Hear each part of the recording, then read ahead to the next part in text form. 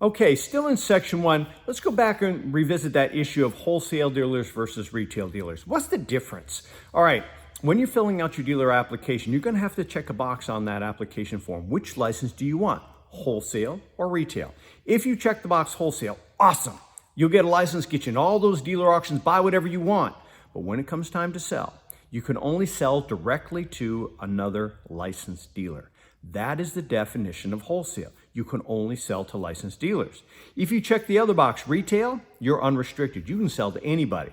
We're talking the general public, Craigslist, eBay, your own website. You can also sell wholesale to other dealers. You can sell to anybody, all right? So that's the difference between wholesale and retail.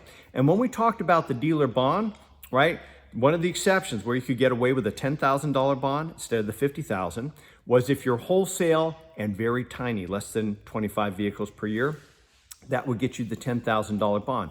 Why is that? Well, first of all, if you're wholesale, you can only sell to dealers, right? So you can't hurt the public at all. They're totally protected against you, right? So we don't have to worry about that. And if you're a wholesale dealer selling less than 24 vehicles per year, that's a really tiny number. Because think about it. Wholesale dealers got to sell to another dealer, a retail dealer, right? That dealer's got to mark it up again to sell it and make some money when they sell to the public. So generally speaking, wholesalers work on smaller profit margins because they got to leave room for the next dealer to make some money.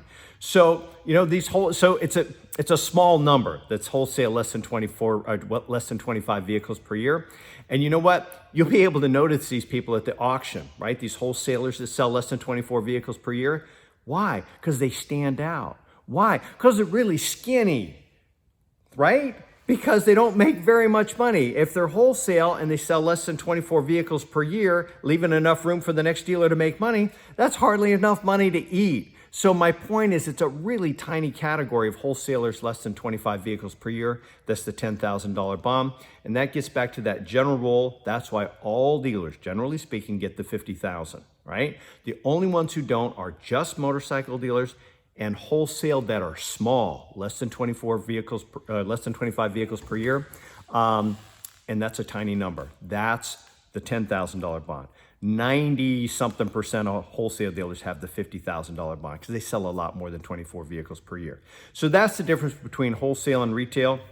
And as it relates back to the bond, we'll see another difference again when we get to talking about locations. Because wholesale dealers, you'll see just need an office. Retail needed the office, display area, and a sign. But we'll get to that shortly.